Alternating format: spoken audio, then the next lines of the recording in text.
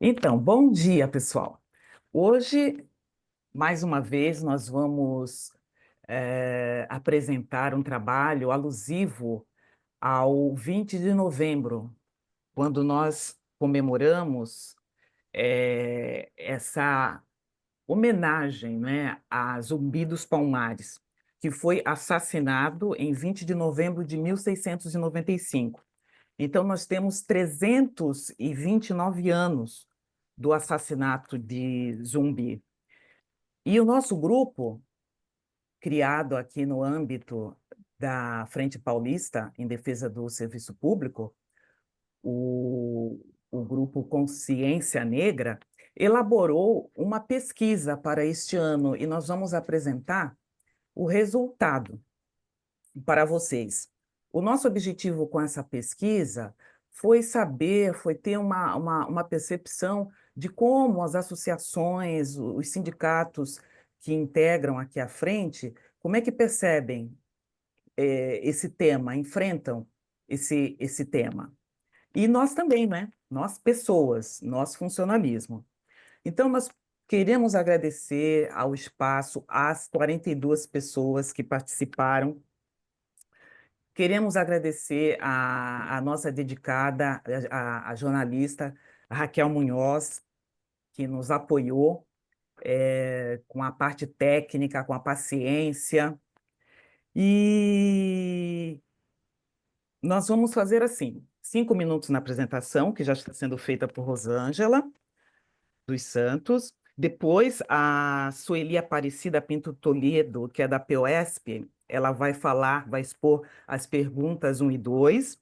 A Kátia Lopes Ribeiro, que é da POSP, ela exporá sobre as perguntas 3 e 4.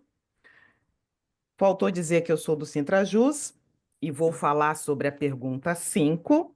O Aldo dos Santos, que é da Aprofib, ele vai tratar das perguntas 6 e 7.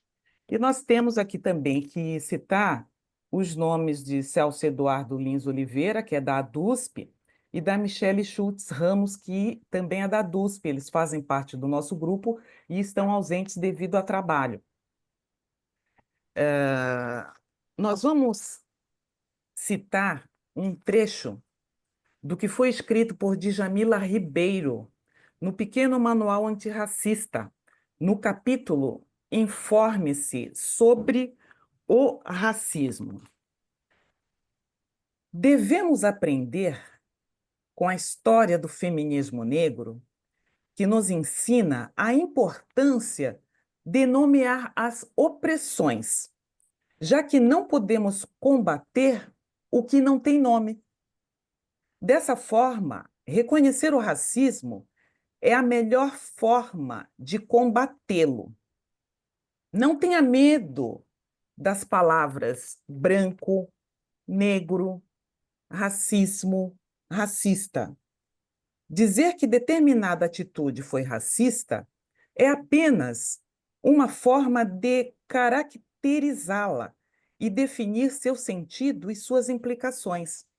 A palavra não pode ser um tabu, pois o racismo está em nós e nas pessoas que amamos.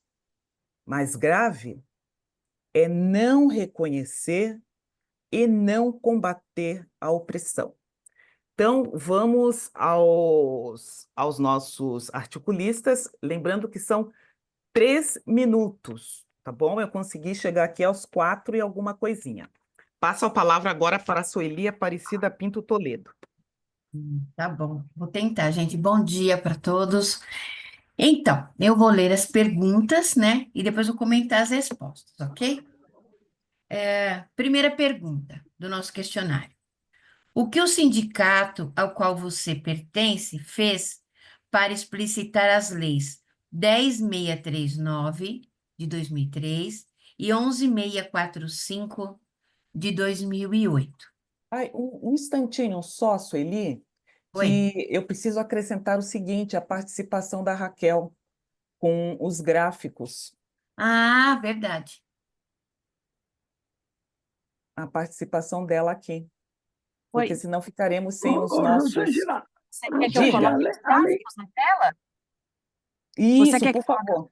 Tá bom, Isso é bom porque fica mais assim, mais dinâmico, né? Mais colorido, mais vou colocar, peraí. atraente. Diga, Gaspar, Além da Michelle, qual é o outro nome que você falou que eu estou é fazendo o o relatório? Celso, é o Celso Celso, tá? Eduardo Lins de Oliveira, ele é da Não, DUSP.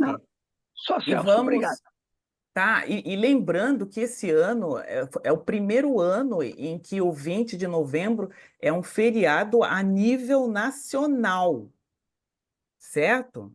A partir da Lei Federal 14.759, de 21 de dezembro de 2023. Ai, muito obrigada, Raquel. Prestativa como Isso. sempre.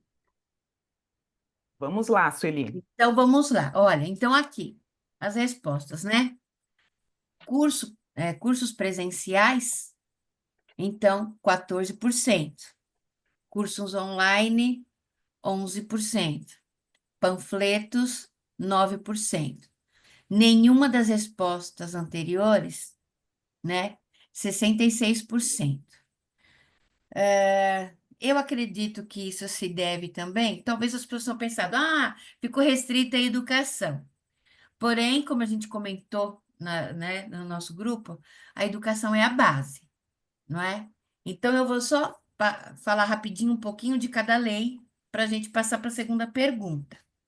Então, aqui, a Lei 10.639 de 2003 introduziu o ensino de história e cultura afro-brasileira e africana em todas as escolas de ensino fundamental e médio do país, bem como a Lei 11.645 de 2008 introduziu o ensino de história e cultura indígena também em todas as escolas, né, de fundamental e médio. Acho que dois pontos a gente precisa destacar, que a lei trouxe isso, as leis trouxeram para explicitar. Primeiro, o negro não era escravo, foi escravizado. E os indígenas já estavam aqui, né? E como o negro contribuiu para a formação do nosso povo. E também luta para mostrar que eles não existem apenas nos quadros, né? Então, os indígenas também estão aí nessa luta, ok? Segunda pergunta. O feriado nacional do dia 20 de novembro fortalecerá a pauta antirracista? Então, vemos que o sim ganhou, não é? Então, quase 74%. Não, 9,5%. E talvez 16,7%. Então, essa lei, apesar dela ter apenas um ano, né, já existiam alguns estados e municípios, e eu acredito que isto ajudou na sua federalização. E como vimos pelas respostas, ajudará a nossa pauta antirracista. Comentando aqui, então, uns disseram que não, outros, né, a maioria ganhou com sim, a gente acredita que vai ajudar, mas é bom a gente ficar, né, nega?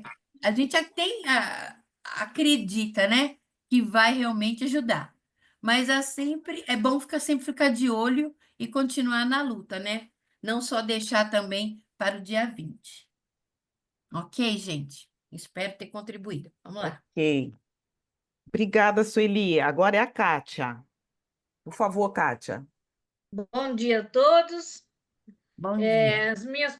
Minhas questões são a 3 e 4. A 3 é a pergunta: existe racismo na base sindical do funcionalismo público e na composição de diretorias? Então, a gente viu, assim, sim, foram 18 pessoas que responderam, que dá 42,9%. Não, 5 pessoas, dá 11%. E esse talvez aqui, 19 pessoas, que superou, deu 45,2%. Acredita-se que quem respondeu talvez ainda não percebeu, né? Não sabe, ainda não despertou ou não sabe o que é racismo ainda. É uma coisa para a gente questionar, né? E ver o porquê desse talvez, essa dúvida aí no caso. A questão 4 Para você, racismo é individual, institucional, estrutural ou inexistente? Individual, foram 8 pessoas que responderam, que dá 19%. Institucional, 6 pessoas, que daria 14,3%. E estrutural, 36 pessoas, dando 85%. Felizmente, ninguém respondeu inexistente. Então, eu peguei do Google a definição do racismo estrutural, né, que é o termo usado para reforçar o fato de que existem sociedades estruturadas com base na discriminação, que privilegia algumas raças em detrimento das outras. E o nosso país, já desde a da colonização, já vem com essa mentalidade racista, né? O privilégio dos brancos em detrimento dos índios e dos negros. E o institucional ou sistêmico opera de forma a induzir, manter e condicionar a organização e a ação do Estado, suas instituições e políticas públicas ou privadas. A gente vê, né, que ele existe, mas o estrutural, mas ele não se limita só a isso. Então, por isso que ele é estrutural, porque nós vemos o racismo no comércio, na indústria, em todo canto, nas instituições privadas, públicas. Então, por isso que nós podemos garantir que o racismo é estrutural. São essas considerações.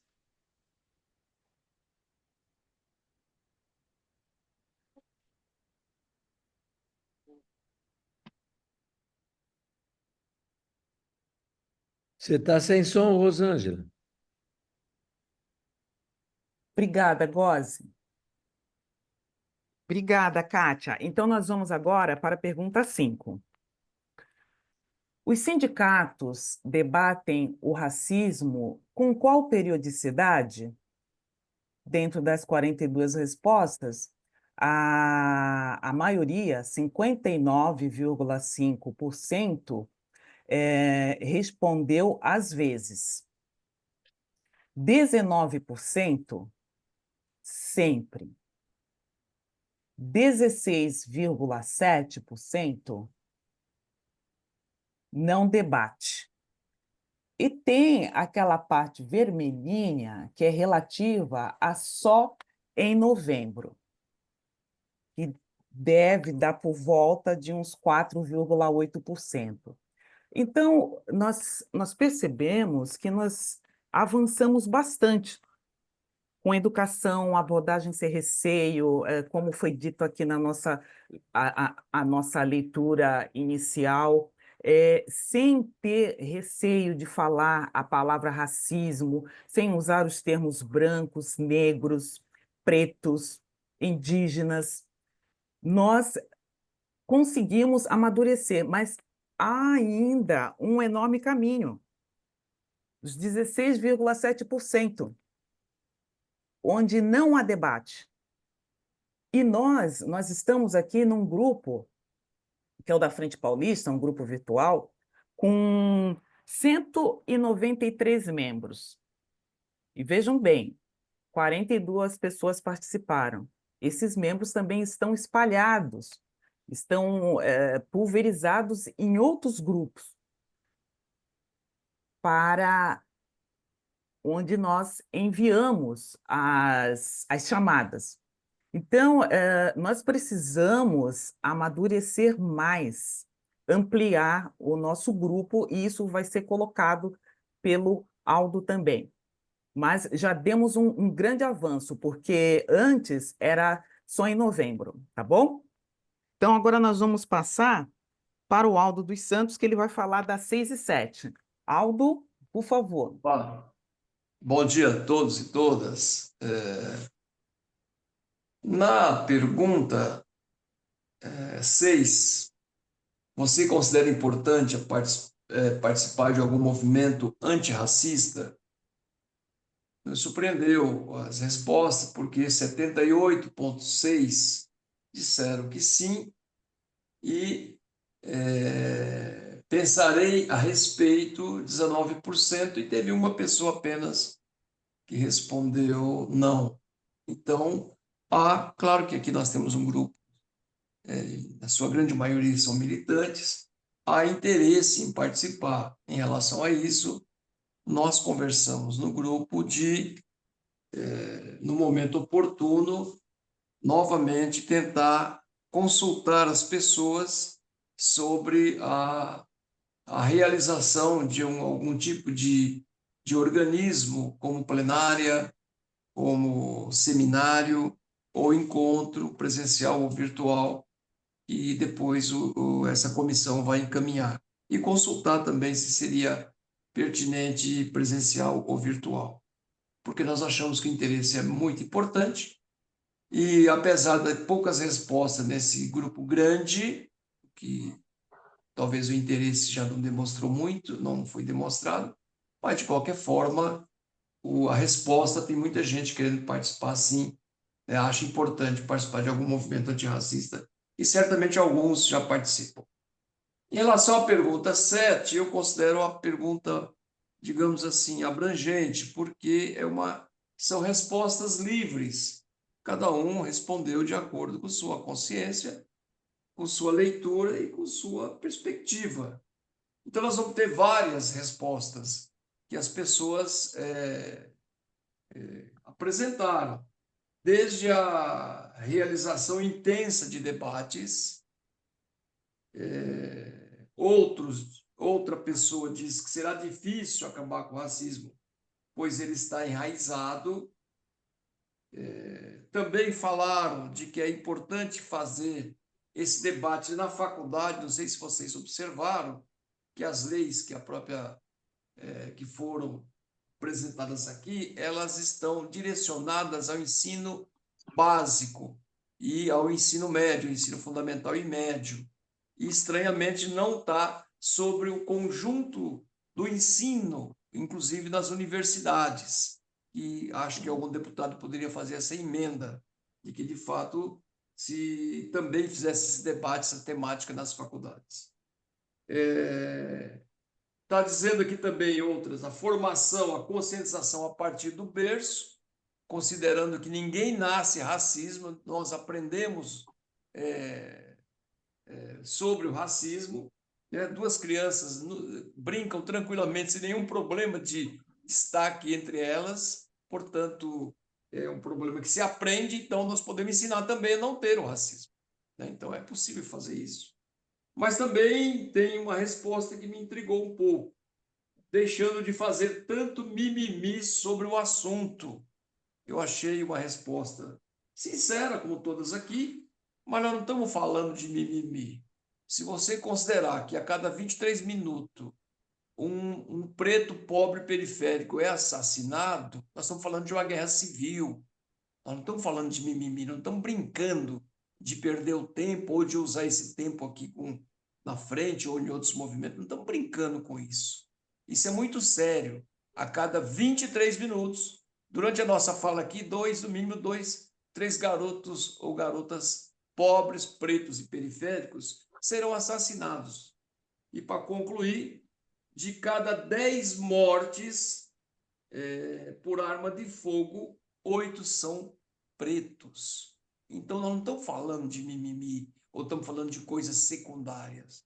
Nós estamos falando de coisas que agridem, que matam as nossas expectativas e as nossas esperanças. Também temos outras pesquisas, mas vou falar depois. Por exemplo, curso de medicina é absolutamente, e outros cursos extremamente racistas, não o curso, mas a composição das pessoas que lá se encontram.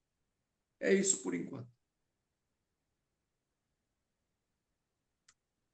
Então, nós queremos lembrar que nós já conversamos com a Raquel e a pesquisa, ela continuará no ar, ela continuará aberta até o dia 30 de novembro. Depois nós vamos fazer um apanhado como a resposta e colocar também nos grupos. Assim como nós chamamos para pesquisa, nós também vamos colocar o que resultou dela. Então, agora, nós vamos abrir para quem tiver interesse em colocar algum ponto, quiser construir alguma ideia aqui conosco, por favor, sintam-se à vontade para fazer uso da palavra. Eu gostaria de fazer uso da palavra, por algumas questões que eu penso e também por vivência. Há aproximadamente 20 anos atrás, eu participei na área de cinema, lá em,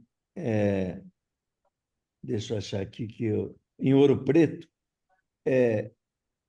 Lá nós fundamos algumas coisas sobre cinema, mas um determinado dia e um determinado ano, há uns 20 anos atrás, teve um evento que era uma discussão sobre os negros na TV. E convidados estavam o Milton Gonçalves e o Tony Tornado. O Tony Tornado bastante crítico em relação ao que acontecia na TV, e o Milton Gonçalves numa defesa maluca da Globo. Mas o que aconteceu ali que eu precisei me manifestar naquele momento? Enquanto nós discutíamos os negros na TV, e os dois estavam na mesa com os organizadores, eu estava na plateia, uma plateia que tinha aproximadamente umas 100 pessoas, lá em Ouro Preto. E eu observei e fiz a seguinte colocação: nós estamos discutindo os negros na TV. Nós estamos em 100 pessoas, não tem 10 negros nesta plateia. Como é que foi divulgado isso? Qual é a participação do negro numa coisa tão importante quanto essa? E agora eu junto isto para os dias atuais, para nós pensarmos o que está acontecendo. A Globo, com as suas novelas, está mudando muito o negro e a negra na televisão. É o caso de pensar qual é a razão disso. O negro e a negra nas novelas saíram da pia da cozinha, do fogão na cozinha, da vassoura com a limpeza, e começaram a ser protagonistas da história. Começaram a viver personagens principais da novela. Claro que aí tem a mão de quem está escrevendo a novela, não é? Do escritor da novela, mas numa aceitação da Globo. Não tenho dúvida nenhuma disso. O que que acontece? Por que que a Globo está se abrindo para protagonizar atores e atrizes negras nas novelas? Assistam as últimas novelas da Globo, vocês vão observar bastante isso. É uma coisa de se pensar. Será que o trabalho, a luta dos negros e das negras na cultura avançou em relação à palestra que eu assisti há 20 anos atrás? Isso é muito importante. E também tem uma questão. Negros e negras, a gente já pensa, vieram todos da escravidão, é a escravidão que levou a isso, etc. e tal. E hoje, o negro e a negra estão saindo dessa posição, de certa forma, pela luta deles, né? Não pela aceitação, pela luta deles. Mas a gente hoje encontra pobres e favelados, brancos, negros e negras, brancas também, vivendo uma escravidão humana no Brasil, não é? Claro que na hora que se fala numa escravidão humana no Brasil, são aqueles que não têm condições de viver dignamente. E eles são arrastados por um trabalho indecente do ponto de vista humano, não é? E claro que entre os brancos e as brancas que estão nessa nova escravidão, eles ainda estão acima das negras e dos negros que moram na favela. Eles também morrem por tiros na favela, menos do que os negros e do que as negras, né? Estou falando isso tudo porque é uma coisa que acho que a gente tem que pensar quando discute a questão de consciência negra, não é? Que, aliás, já naqueles 20 anos que eu participei da coisa, já era um número maior do que os brancos. Era isso que eu só queria deixar para nós trabalharmos a cabeça. Obrigada, Gozi.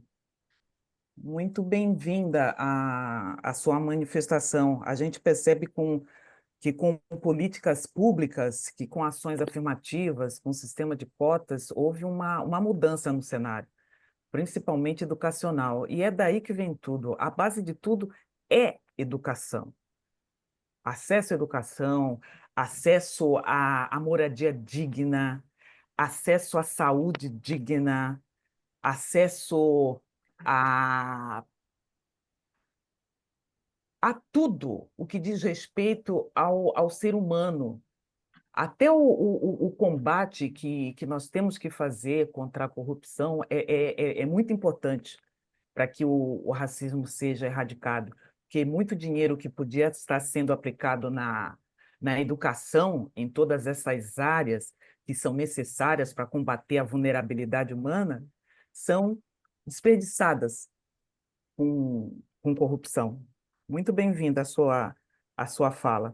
E você tem razão, há brancos também, periféricos, mas a gente sabe que na hora da discriminação, a pele, a cor da pele conta muito mais, a gente sabe disso, né? Alguém mais gostaria? Volmer se inscreveu. Cadê o Volmer? Ah, o Volmer. Olha eu aqui, ó. Bom dia para todos. Tudo bem? O grupo está de parabéns. Eu acho que foi muito inteligente esse tipo de abordagem, de pesquisa. A Aldemo está passando por uma fase muito difícil. Nós não tivemos tempo, porque a ideia nossa era envolver os escritórios regionais para poder fazer. E nós tivemos 4 reuniões com diretoria executiva e não tivemos chance de colocar, né? Quem sabe agora a gente ainda, como vai ter continuidade, mas eu dependo muito. E eu ainda passei por um processo de cirurgia de varizes, estou meio restabelecendo aqui e tal. Complicou por causa dos problemas internos. Mas eu vejo, se a gente conseguisse fazer uma adaptação desta pesquisa, bem assemelhada, a gente pegar alguns professores de história que fizesse com alunos. Por exemplo, nós temos capital, Grande São Paulo, interior, litoral. Nós podemos pegar um professor que, de repente, lá em Bauru, de repente, sei lá, em alguma escola, fizesse algo parecido com isso, com um grupinho de alunos. Só para a gente ter uma dimensão do que o aluno pensa e de diversas séries sobre o assunto, né? Que ele deve estar à tona sempre, excelente. E se for só para falar em novembro, vamos falar em novembro. Mas, claro que nós outros, para nós é dia a dia, mas se tiver que fazer um movimento só em novembro, é significativo. Não é só pelo feriado, obviamente, mas sim pelo que pelo que ele significa. Nós fizemos uma vez uma pesquisa sobre violência nas escolas, na época que existia o Ibope, e pusemos o Ibope. Nem o governo contestou a gente. Quando nós fazíamos sozinhos, o governo não dava bola e falava que a pesquisa estava errada. Quando colocamos o Ibope... E é claro, nós não temos agora essa dimensão. Aliás, o Ibope parece que nem existe mais. Mas, de qualquer maneira, só para dizer o seguinte, precisamos dimensionar um pouquinho para o lado do aluno. Eu acho que vai ser algo bastante interessante que nós vamos ouvir. E aquilo que o Aldo falou, é verdade. Na nossa época de infância, quem que não tinha um aluno, um amiguinho negro? Bom, o meu cabelinho pichainho aqui já diz tudo, o meu é uma mistura. Mas quem não tinha um amigo negro? Quem não ajudou um amigo negro por algum motivo muito pobre, precisava pôr camisa branca para ir no desfile, fazia vaquinha, os pais. Tem muitos exemplos significativos, né? Mas nós tivemos. Agora, mudou o mundo. Então, acho que é uma sugestão, obviamente. E eu, se puder, ajudo, não tenho dúvida. Obrigado. Obrigada, Vomer, pelas suas palavras e melhoras para você, viu? Aí na recuperação da sua cirurgia, viu? Obrigada mesmo. Quem mais? Tem o Ah, Guilherme, Rosângela. Célio, nós vamos postar lá no grupo da frente, viu? Você está lá no grupo da frente? Já vamos postar lá a pesquisa, tá? Guilherme?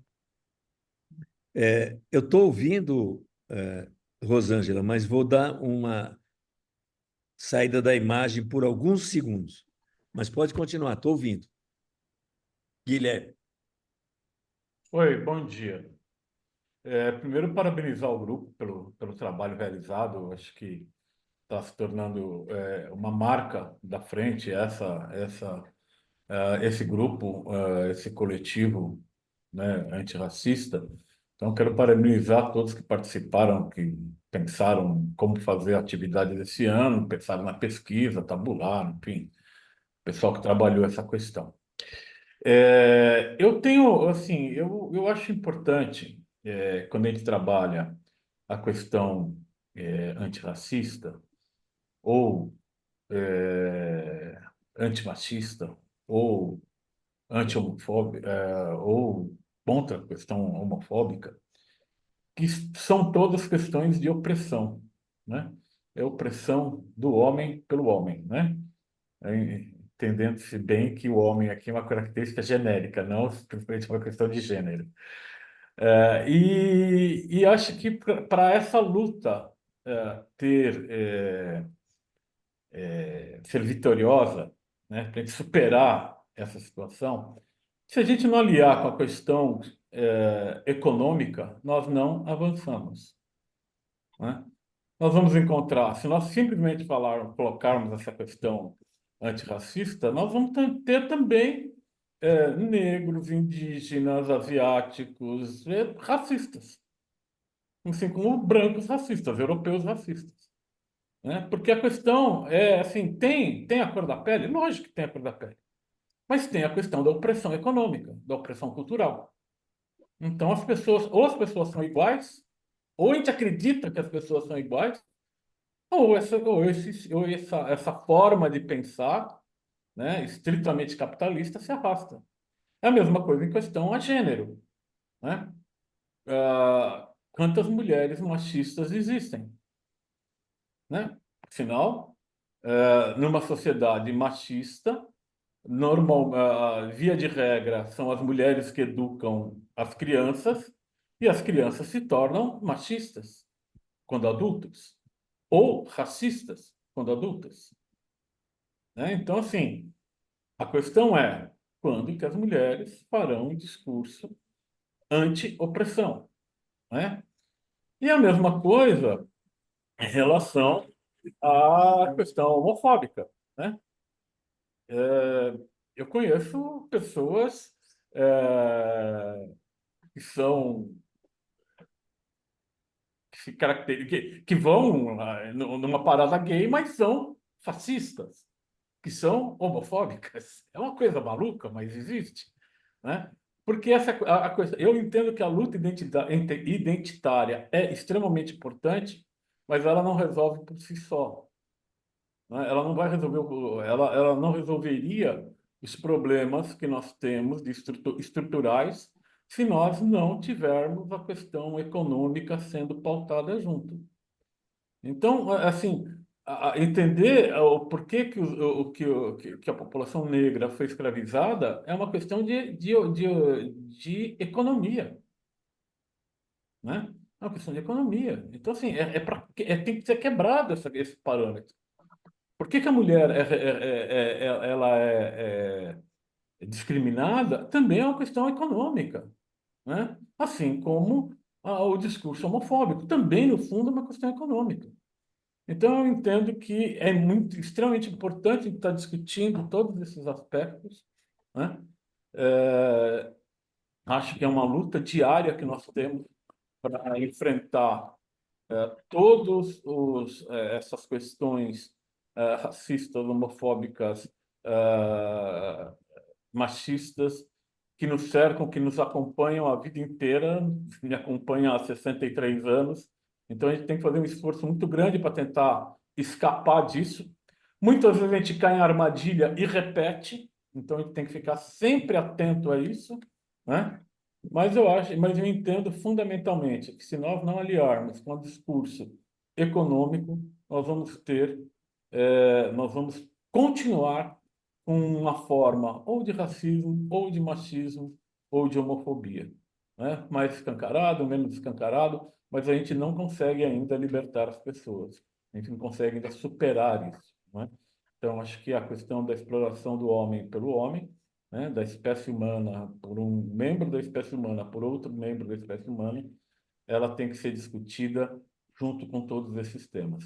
E para encerrar, volto a parabenizar a todos que realizaram esse trabalho, extremamente importante. Eu me lembro dos primeiros encontros, né? E eu lembro da Rosângela contando a história dos negros tigre, que me deixou extremamente impressionado até hoje. Eu não conhecia essa história e quando a Rosângela contou, eu fiquei chocado e impressionado até hoje. Agradeço muito estar nesse grupo para poder compartilhar para poder receber esses conhecimentos. Obrigado. Ai, obrigada, Guilherme, obrigada mesmo, viu? Então, só eu estou falando aqui, eu estou ficando assim, muito falante. O Aldo, a Kátia, a Sueli também podem intervir aqui. Aí, só rapidinho, para quem não conhece essa história do Homem-Tigre, foi até pergunta de Enem. Na colonização, o sistema de esgotos, coleta dos esgotos das fezes, era tudo feito pelos escravos. Então, eles passavam nas residências com uns barris e vinha a escravizada e colocava ali, depositava no barril as fezes dos donos da casa. E aquilo transbordava, e ele carregava nos ombros. E aquilo caía na pele e manchava sob o sol. E eles ficavam com marcas que pareciam assim, tigres. Eles eram chamados homens tigres. E realmente, o racismo está muito atrelado à economia, porque o termo raça, ele era utilizado no século XV, século XVI, apenas para plantas e animais. Quando começou a exploração do homem pelo homem, como diz o Guilherme, perceberam que o negro, como tinha pele diferente, ele poderia ser usado. Poxa, alguém precisa fazer o trabalho e sem ganhar nada. Vamos dizer que é inferior, vamos animalizar a criatura, porque assim nós vamos ser os superiores, eles os inferiores, somos mais inteligentes, eles não, e nós os exploradores e eles os explorados. Foi assim que começou. Até hoje, tem muita gente que fala, ai, mas não existe raça, a raça é humana. Gente, aí nós falamos o seguinte, e por que que nas eleições os jornais colocam a descrição dos candidatos, colocam o estado civil do candidato, colocam a formação do candidato, a raça do candidato. Aí um dia, quando eu falei, a pessoa ela estranhou, nossa, coloca a raça? Ai, mas devia ser etnia. Tá, etnia, o conjunto de costumes, línguas, tudo bem, mas é preciso ter raça? Por quê? Por causa de política pública. Como é que nós vamos saber a cor do candidato, a raça da mulher que vai na delegacia e diz que foi espancada, que foi estuprada, no posto de saúde? Como é que a gente vai saber problema de saúde que afeta mais a raça negra, a raça branca? Tem que ter essa descrição. Então, é algo atualizado. É isso, nós precisamos nos informar mais. Vamos lá, então, Ellen, por favor. Olá, pessoal, bom dia. Para quem não me conhece, sou a Ellen, do Sindiune. Aproveitar, Rosângela, falar que o ano passado eu fiz um vídeo em homenagem à consciência negra. Depois eu vou te mandar. Porque se a gente for parar para pensar, atrás de toda data tem uma circunstância, alguma coisa que aconteceu. Infelizmente, hoje, se a gente parar para pensar, o racismo ele é completamente estrutural, né? Tem um livro também, não sei se alguém já leu esse livro, chama Racismo Estrutural. Ele é de Silvia Almeida. Esse livro é muito bacana, sabe? E quando a gente eu sempre tive amigos negros. Hoje em dia a gente nem sabe como fala, né? Porque tudo leva para o lado pejorativo da coisa. Eu sempre tive amigos negros na infância, minhas melhores amigas, tenho 2 amigas. A gente não sabe nem se fala preto ou negro, mas como eu acho que não existe uma raça, e sim uma raça humana, essa é a verdadeira raça. Existe raça de branco, raça de negro, de amarelo, existe distinções de climas, né? Deus, quando criou o universo, ele criou as diferenças, mas a raça é uma só, é a raça humana. E eu acho muito bacana isso. Quero te deixar aí à minha disposição, caso vocês façam assim, algum debate, alguma organização, pode contar comigo que estarei presente aí. A gente pode levar também lá para o sindicato. Para falar a verdade, vou te contar uma coisa, vou contar para todo mundo que está aqui na sala. Antes de estar no sindicato, já estava afiliada no sindicato, estava lá em Marília, e na nossa chapa nós temos também os representantes, né, da etnia, raça e etnia, tem PTCs e assim por diante. E o nosso amigo Levi, ele é negro, né? Por sinal, dá até para cantar aquela música para ele lá, sabe aquele O Negro Lindo, né? Porque ele é um espetáculo. Eu sempre falo para ele. E aí nós estávamos num barzinho lá em Marília e estavam umas 4, 5 pessoas. E ele falou assim: olha, eu vou embora. Gente, aquilo ali me deixou assim completamente. Eu não dormi, sabe? Não dormi. No dia seguinte nós fizemos uma reunião. Eu queria prejudicar a pessoa, mas tiraram da minha cabeça que eu não deveria fazer aquilo, mas eu ainda estou entalada aqui. Nós estávamos no bar lá em Brasília, lá em Marília, e ele falou assim: tinha 5 pessoas. Ele faz parte da nossa diretoria hoje. Ele falou: eu vou embora. E um outro cara que trabalha no tribunal estava lá e falou assim para ele: ah, é só você subir aí na árvore. E na hora, aquilo ali me chocou. Mas eu não entendi. Eu falei assim: eu olhei para a árvore, porque a nossa mesa estava encostada bem numa árvore. Aí eu olhei para a árvore, eu olhei para o Levi olhou para mim, olhei para a pessoa do meu lado, mas ficou assim, eu não entendi, ficou meio um negócio abafado. Aí o Levi foi lá, pegou o carro dele, falou tchau. Aí eu fiquei olhando, eu falei assim, aí depois que caiu a minha ficha, depois assim de uns, sei lá, uns 10 minutos. Aí eu olhei para a cara do sujeito que estava lá, não lembro o nome dele, e falei: escuta, foi isso mesmo que eu entendi? Você disse que era para ele subir na árvore, no sentido assim, que ele fosse um macaco, é isso? Não, aí ele falou assim: não, mas é uma brincadeirinha. Eu falei: olha, isso não é brincadeira, não é brincadeira. Eu vou representar você, né? Começamos a discutir ali, olha, eu não sei nem quem foi que pagou a conta. Eu fui embora para lá, chamei, tinha 5 ou 6 pessoas que estavam formando a próxima diretoria do Sindicato União, e eu falei: olha, a gente vai, mas o cara é problemático, toma remédio, já estava sendo afastado do tribunal. Falaram: você vai prejudicar mais ele. Eu falei assim: mas ele tem que entender que o que ele fez, ele prejudicou de uma certa maneira. Eu nem estou negra, me doí pelo meu amigo, agora eu imagino o que essa pessoa não é capaz de fazer, né? Bom, sei que acabou abafando ali o caso, mas eu estou entalada com isso ainda, sabe? Gente, eu ainda estou entalada. A minha vontade é representar, chamar o Levi, mas o Levi não quis, né? E é isso. Quero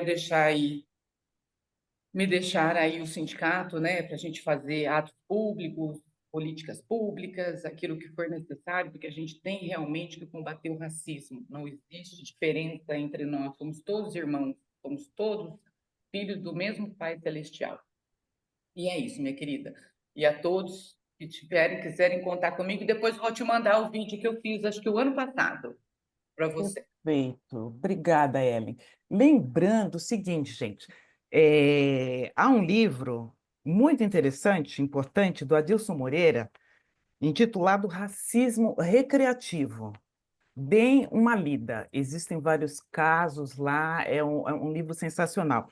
Outra coisa, como não foi dito na leitura, nós não devemos ter receio, ter vergonha de falar os termos branco, negro, racismo, racista. O próprio IBGE, ele utiliza o termo negro para designar pretos e pardos. A raça é negra, a cor preta e parda. Por quê? Preto é aquele negro de pele mais escura e pardo é o negro com a pele mais clara.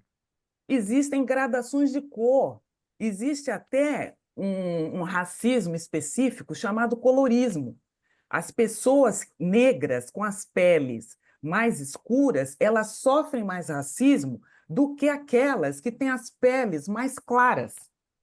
Entenderam? Então, nós precisamos avançar nesse ponto. E a nossa solidariedade ao Levi, que foi vítima de racismo, ele não quer se manifestar. O interessante seria oferecer para essa criatura, o racista, esse livro aqui, O Racismo Recreativo. Tenho certeza que ele iria se encontrar ali nas páginas, tá bom? Quem mais que gostaria? Rosângela, Rosângela, antes do Douglas, que já está inscrito, eu só queria dizer que a Pública gravou uma live com o Silvio de Almeida, que está no Instagram, sobre racismo estrutural. Está livre aí para quem quiser assistir. Rosângela, só um comentário, por favor. É Aldo. Alô? Aldo? Tudo bem. Está A inscrito o Rosângela, Douglas. eu sei, Isso, tá, Aldo. mas comento agora ou depois do Douglas? Não. O Douglas já estava inscrito. Pode comentar Então depois? tá, então. Comenta o Depois. Aldo agora. O Aldo é professor, é Nosso muito mestre. experiente, é um intelectual e respeito muito as falas dele. Eu tenho muito interesse, antes de falar, em ouvir o que o companheiro Aldo tem a dizer. Mesmo que eu discorde dele depois. Um grande abraço, Aldo. Fala você. Então é com você, Aldo. Depois. Ok, o Douglas. obrigado. Primeiro, dizer da sensibilidade dessa última companheira que falou aqui, mas a questão de raça é uma construção histórica, sociológica, antropológica, e que nós podemos, no momento oportuno, fazer o debate a serviço de quem essa construção histórica, filosófica, apareceu no processo. A escravidão existiu, mas a questão de raça foi uma construção histórica, inclusive para justificar a opressão da burguesia sobre o proletariado, sobre o camponês, sobre a classe trabalhadora. Segundo, acho que esse debate sobre a questão de raça e classe, eu vou até aqui indicar para os companheiros. Eu comprei uma revista, os companheiros do PSTU, Raça e Classe. É uma revista extremamente importante, tem muito conteúdo, e eu não tenho esse problema. Assim, qualquer material que tenha conteúdo, eu vou ler, não tenho problema nenhum, sectarismo de indicar como um conteúdo importante. Aqui tem um debate aberto, que é o seguinte: o Malcolm X já dizia, não há capitalismo sem racismo. Não há. Não. Então, a questão da luta, do preconceito, da escravidão, do racismo, do preconceito racial, ela está relacionada aos interesses da reprodução do capital. Então, é importante que não é um debate só do identitário, como alguns fazem ou pensam que é. É um debate que tem a ver com a classe.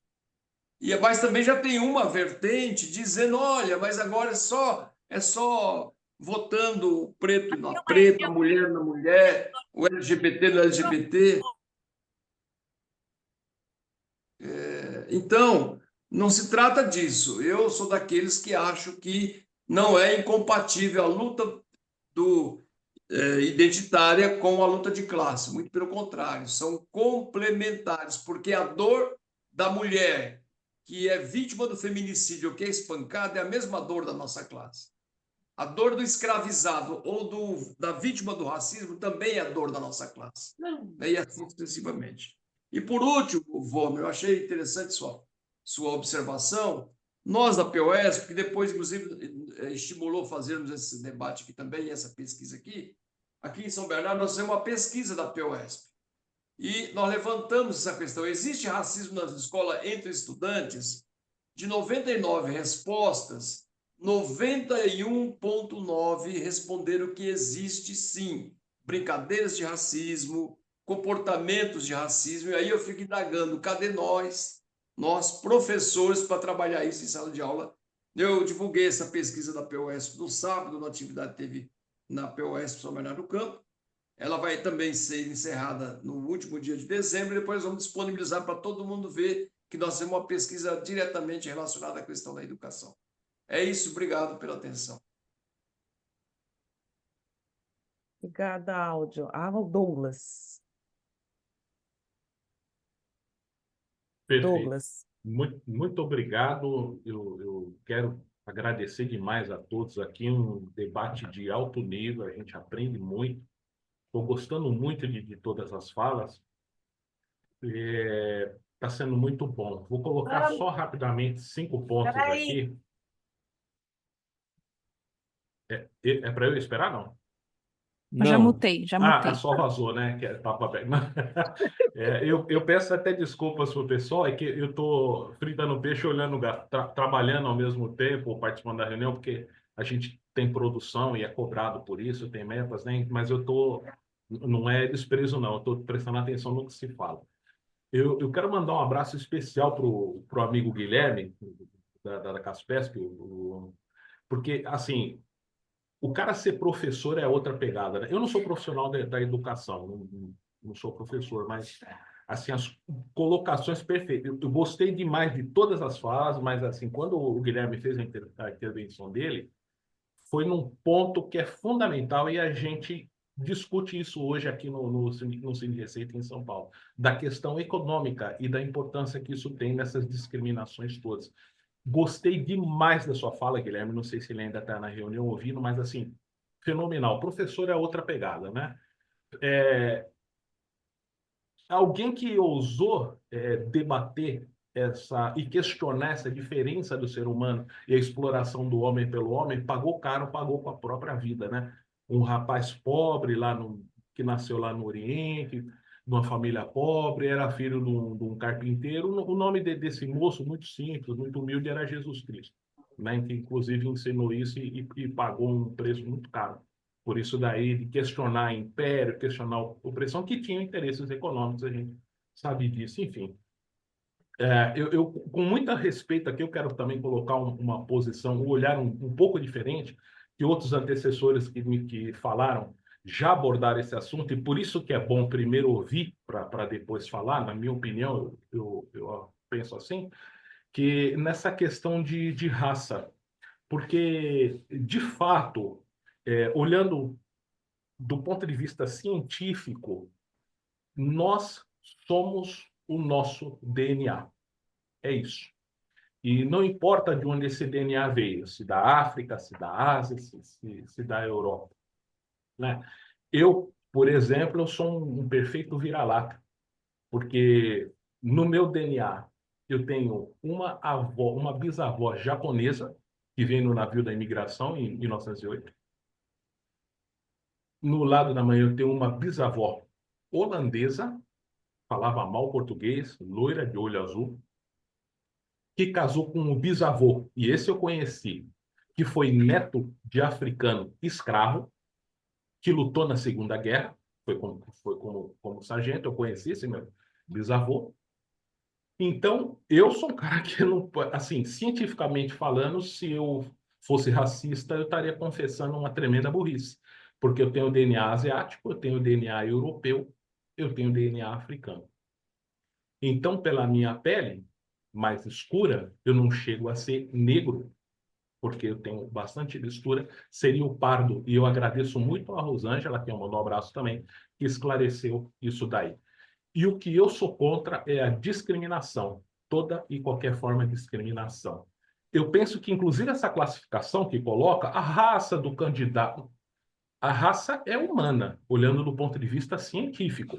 Agora, eu posso dizer cor de pele pardo, cor de pele negro, cor de pele branco, ou então, quem sabe, colocar etnia asiática, etnia caucasiana, etnia europeia, etnia, alguma outra classificação que indique melhor o que o sujeito é, sabendo que, do ponto de vista científico, o que nós somos o nosso DNA. Perfeita fala também do companheiro Aldo, que é outro professor, e é o que eu falo, né? Professor é outra pegada. Quando ele fala que racismo a gente aprende. Isso é verdadeiro. Isso é verdadeiro.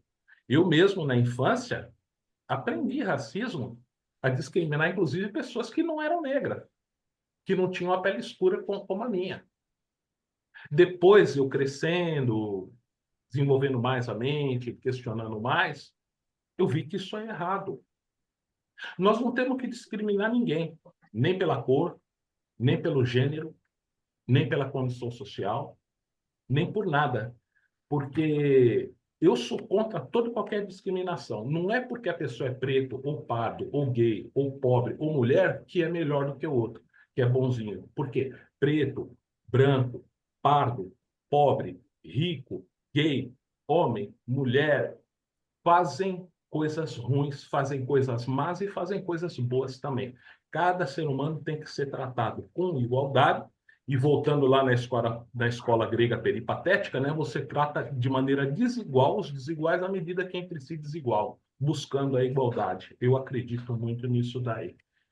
É muito recomendável um livro de uma brasileira chamada Baiana Zatz, e eu conheci essa professora, ela é uma geneticista de altíssimo nível, uma das maiores autoridades no mundo em assunto de genética. Aliás, ela tem dupla cidadania, ela é brasileira e israelense também.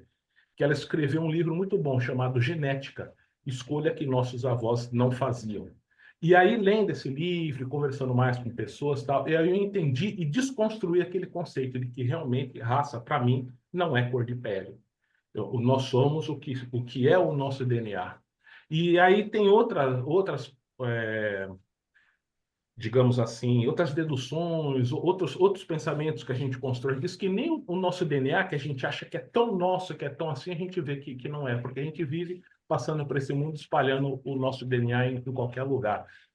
Nós temos que buscar a igualdade. E nesse ponto, realmente, eu volto aqui ao começo da minha fala para fechar. Que a questão econômica, sim, essa é a que discrimina mais as pessoas. Então, se fizerem você pensar, não, você ganha menos porque você é negro, você não tem condição de estudo, de entrar na faculdade de medicina, não, é porque é a tua cor de pele, é porque você é mulher, você tem que ganhar menos, a tua jornada de trabalho, não, é porque você não sei o quê. Não podemos aceitar isso. Temos que tratar todos de maneira igual. Essa eu acho que é uma luta maior. E é importante, sim, falar sobre as coisas que nem a Rosângela falou, não ter medo de falar, não, negro, branco, preto, japonês, assim por diante. Mas essa questão econômica, eu acho que e afeta demais nós que somos trabalhadores, e aqui tem muitos sindicatos, central sindical, assim por diante, que essa questão econômica, sim, eu acho que nesse momento é uma maneira mais poderosa de quem tem o poder financeiro, econômico, separar quem não é do clube. Porque se você for olhar as classes que são opostas a nós, o pessoal que é rico, as elites, você vai encontrar lá também mulher, gays, negros, talvez uma quantidade menor, mas você vai encontrar, e todo tipo de gente que, a partir do momento que ele vê que ele pode ter uma oportunidade, uma vantagem para ele e se completar disso e se dar bem em detrimento dos outros, acho que muitos deles não vão pensar, poxa, eu sou gay, poxa, eu sou negro, ou eu sou mulher, não, eu não devo fazer isso, eu não devo explorar outra mulher, não devo explorar um gay, não devo explorar um negro. Não, é questão econômica. Eu acho que esse ponto é muito importante. Paro por aí, agradeço demais a oportunidade, um grande abraço e devolvo a palavra. Maravilhoso, Douglas. Obrigada, viu, por sua ponderada manifestação. Aí, lembrando um livro também de Angela Davis, mulheres, raça e classe, para entender a situação da mulher negra em matéria de opressão, vulnerabilidade, violência, vítima de feminicídio. Repete o nome da Vive- autora que eu gosto de livro, Rosângela. É Angela Davis. Angela Davis é uma negra Davis. norte-americana, ativista. Ela foi a primeira negra que se candidatou a vice-presidente dos Estados Unidos. A gente pensa na Kamala, mas foi ela, foi Angela Davis, a primeira, tá bom? Obrigado pela dica do livro. Imagina, e obrigada também pela sua dica, viu, que já está anotado ali. Então, gente, pensando no que o Douglas falou, seria ótimo uma sociedade que visse a todos, todas nós com muito respeito, com igualdade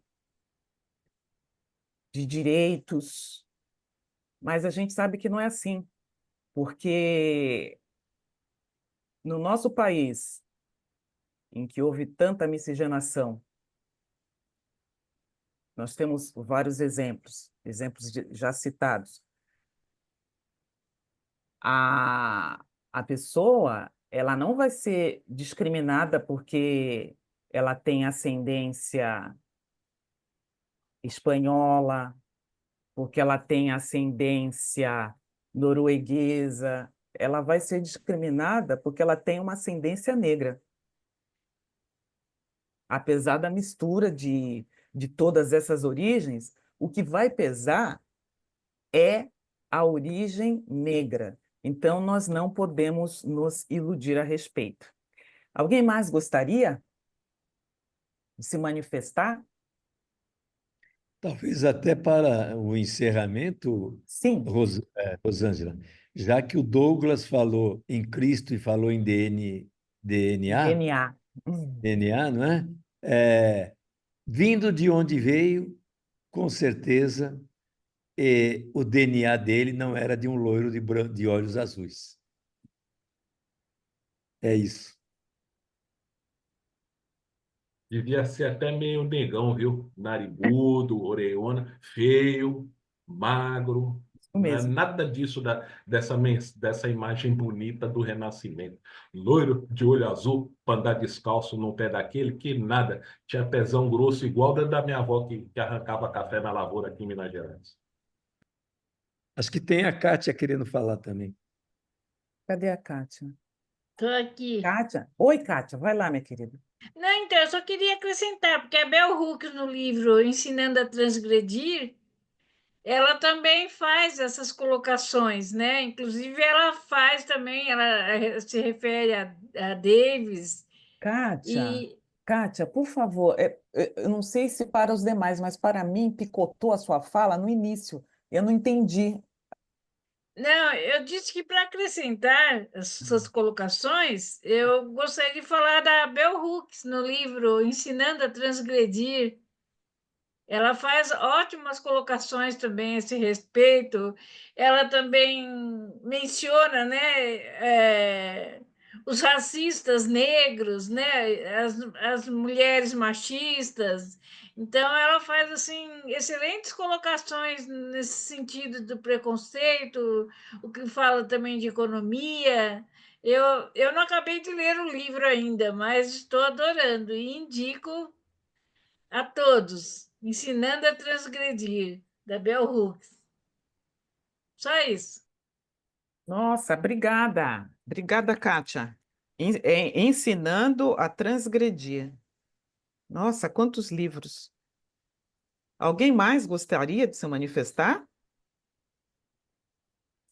Ai, porque senão eu vou pedir para o Aldo,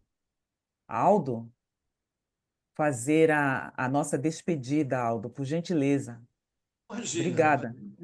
Eu que agradeço. Primeiro, agradecer as pessoas por essa oportunidade. Segundo, pedir para as pessoas que aqui se encontram responderem as perguntas, responder à pesquisa, tá certo? Porque depois nós vamos produzir um material que vai ficar aqui disponível pela frente para servir de estudos, de debates, e que, portanto, é uma construção e uma produção coletiva que será fundamental. E eu estou pensando já, para o ano que vem, nós adentrarmos um pouco essa questão da filosofia africana, que é uma nova perspectiva do conhecimento a partir das primeiras civilizações ali em torno do Nilo, da África Antiga, do Egito, tá certo? Então nós vamos aprofundar. Terminamos de fazer o estudo sobre esse livro, A Ideia de uma Filosofia Negro-Africana, de Marcin Antoine, e que, portanto, possivelmente na próxima atividade, que não precisa ser daqui a um ano, nós podemos, então, aprofundar a partir desse livro, que é revolucionário em relação ao que nós compreendemos de filosofia grega, que foi apenas, grande parte, cópia do que o povo africano já pensavam, mas eles reproduziram e se apropriaram indevidamente. Então, é isso. Parabéns a todos. E essa comissão também está cumprindo um papel importante com esse debate que está sendo gravado, e também ao final do mês com mais respostas para que possamos produzir um documento para ficar à disposição aqui da Frente Paulista. Obrigado, então, a todos e todas.